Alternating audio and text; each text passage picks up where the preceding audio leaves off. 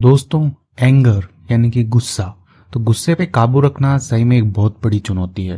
तो यदि आप भी अपने गुस्से पे काबू नहीं रख पाते हैं तो ये कहानी आपके लिए भी है। तो इसमें एक अच्छा सा एक एग्जाम्पल दे के बताया गया है कि कैसे गुस्से पे जो है वो काबू रखना चाहिए। तो चलिए इसको हम पढ़ते हैं, इंग्लिश टू हिंदी में ट्रांसलेट करेंगे और सीखने वाले हैं बहुत सारे word meanings with their pronunciation, यानी कि जो सही उच्चारण होता है इंग्लिश में वो आप यहाँ पे करना सीख जाओगे। तो कुछ इस तरह से रहने वाले हैं, स्क्रीनशॉट आप देख लीजिए। तो ये इसके कहानी के हम लास्ट में ये सब पढ़ेंगे। तो चलिए कहानी को स्टार्ट करते हैं। Control your anger. कंट्रोल का मतलब होता है काबू करना, नियंत्रण करना। योर एंगर यानी कि आपका जो गुस्सा है उस पे, तो आप अपने गुस्से पे है वो नियंत्रण रखें, कंट्रोल रखें। Once there was a little boy. Once यानी कि एक बार, there just as a subject है स्टोरी लाइन स्टार्ट करने के लिए, कोई इसका मीनिंग नहीं होता है जब ये स्टार्टिंग में आए तो, ठीक है। वॉज था, अ लिटिल बॉय एक छोटा लड़का था, हु जो had a very bad temper, ठीक है। अब जो है यानी कि जो लड़का है उसके पास में क्या था, पास्ट में कहानी है इसलिए यहाँ पे हैड आया है। उसके पास था अ वेरी बैड टेम्पर, एक बहुत ही खराब। टेम्पर का मतलब होता है मिजाज, स्वभाव, या गुस्से से भी हम इसको रिलेट करते हैं। तो बैड टेम्पर यानी कि बुरा स्वभाव था उसका, या उसको गुस्सा बहुत आता था। हिज फादर यानी कि उसके जो पिताजी हैं, डिसाइडेड, डिसाइड मतलब होता है फैसला करना या निर्णय करना। तो उसके जो पिताजी है उन्होंने निर्णय किया, फैसला किया उन्होंने, टू हैंड हिम, ठीक है। हैंड का मतलब हाथ होता है लेकिन उसको एक ये वर्ब के रूप में भी यूज करते हैं कि उसके हाथ में, किसी के हाथ में कुछ देना, ठीक है। हैंड हिम, उसके हाथ में दिया उन्होंने, या उसको सौंपा, ठीक है। हैंड का मतलब सौंपना भी होता है, उसको सौंपा। अ बैग यानी कि एक बस्ता सौंपा उनको, ऑफ नेल्स, ठीक है। नेल्स का मतलब नाखून भी होता है और नेल का मतलब कील होती है, जिसको आप कांटी बोलते हो ना, लकड़ी में ठोकते हो। तो यहाँ पे प्लूरल है कांटी का, नेल्स यानी कि कीलों का एक बैग दिया उसको। एंड और सैड उसको कहा, दैट की एवरी टाइम यानी कि हर बार, ठीक है। एवरी मतलब हर, टाइम मतलब समय, यानी कि हर बार, हर समय, हर बार। द बॉय जो लड़का है, लॉस्ट हीज टेम्पर, लॉस्ट खोता है, हीज टेम्पर यानी कि अपना जो गुस्सा है, अपना जो आपा जो है, यदि वो खोता है हर समय, ही हैड टू, ठीक है। अब यहाँ पे पास्ट में है इसलिए हैड टू आया है, नहीं होगा ही हैज टू या हैव टू। जैसे हैव टू का यूज पढ़ते हैं ना अपन कि उसको ये करना ही पड़ेगा या करना ही पड़ता है, वैसे ही हैड टू, उसे करना पड़ता क्या, to hammer a nail. Hammer का मतलब हथौड़ा होता है और हैमर का मतलब ऐसे ठोकना भी होता है। तो जनरली कील ठोकने के लिए हैमर, ये जो वर्ब है ये यूज करते हैं। तो उसे ठोकना होगा या ठोकना पड़ता उसे। अ नेल एक कील जो है उसको, इनटू में द फेंस यानी कि फेंस क्या होती है, जो बाड़ जिसको बोलते हैं, या जो चार अपने खेत की चारों ओर होती है ना, चारों दीवारी जैसे, ठीक है। तो ऐसे ही जैसे एक पिक्चर में देख सकते हैं, तो ऐसी ये फेंस है ये, ठीक है। ये अपने घर के चारों ओर ऐसे रखते हैं। तो उसमें एक जो है कील जो है उसे ठोकनी पड़ेगी यदि उसको गुस्सा आता है, यदि वो अपना टेम्पर जो है, मिजाज जो है, यदि वो खोता है।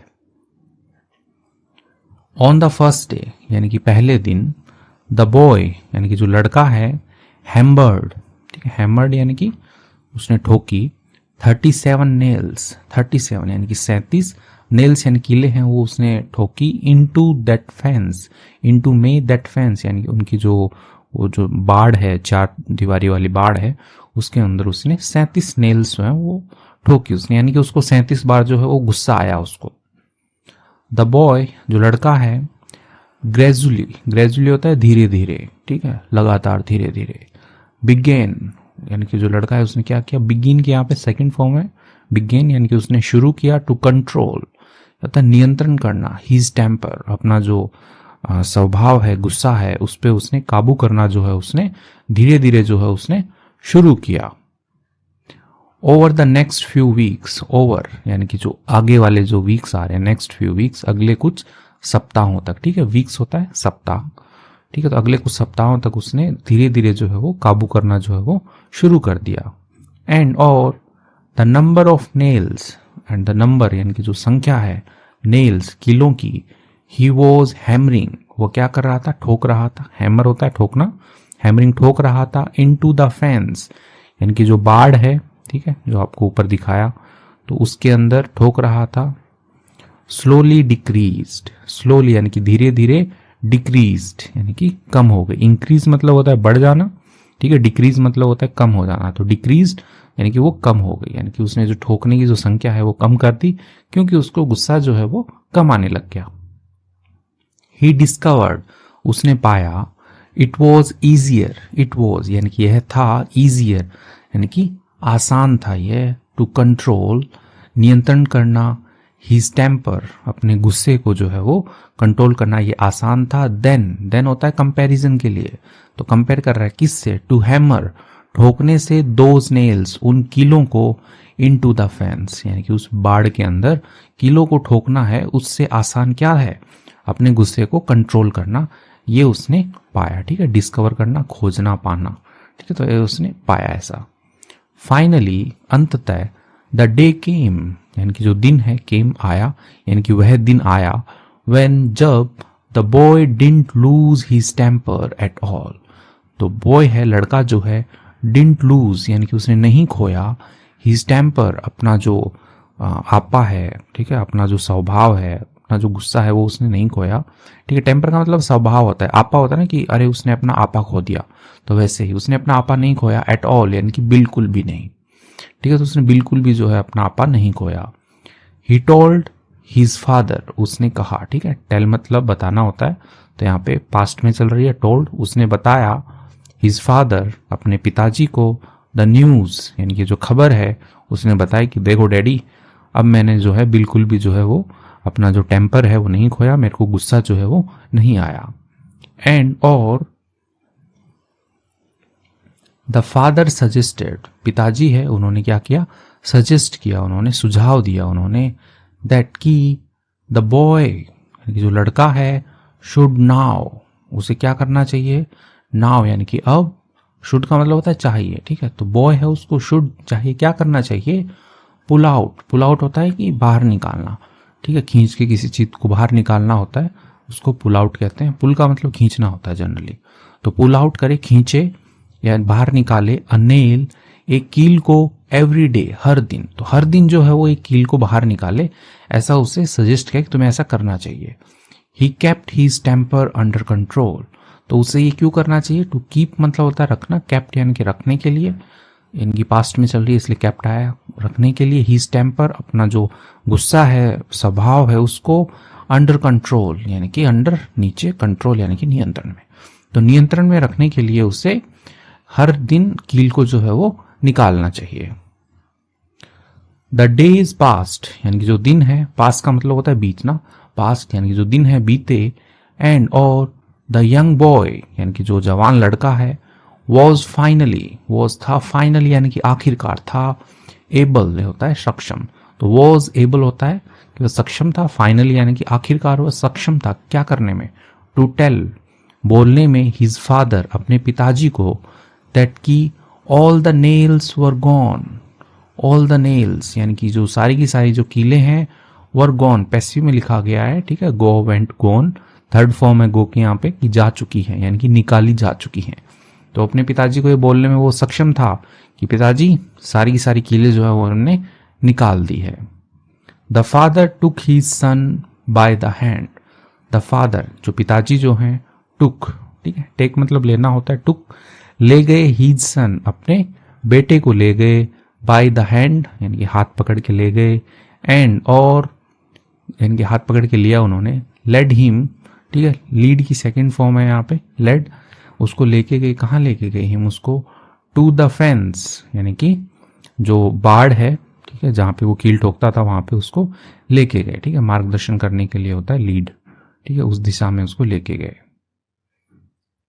You have done well, you have done, done मतलब होता है करना, यू हैव डन तुम कर चुके हो, वेल यानी कि अच्छा, तुम अच्छा कर चुके हो, माई सन मेरे बेटे, बट लेकिन, look at the holes, look देखो, किसको देखो, एट द होल्स यानी कि जो कील ठोकने से जो गड्ढे हुए हैं उनको देखो, इन द फेंस उस बाड़ के अंदर, ठीक है, तो ये जो गड्ढे हुए हैं उनको देखो तुम।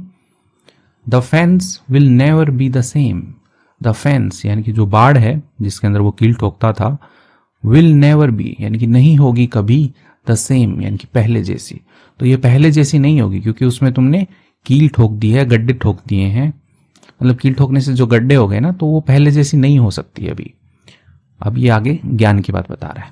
वेन यू से थिंग्स इन एंगर, वेन जब, यू से तुम कहते हो, थिंग्स चीजों को, इन एंगर गुस्से में, तो गुस्से में तुम कुछ ऐसी चीजें कह देते हो, दे वे लीव अ स्कार, लीव छोड़ती है, अ स्कार होता है कि निशान जो होता है, जैसे कहीं पे अपने घाव हो जाता है, कट लग जाता है, तो बाद में घाव तो ठीक हो जाता है लेकिन वहां पे एक निशान जो होता है वो रह जाता है, तो एक निशान को छोड़ती हैं।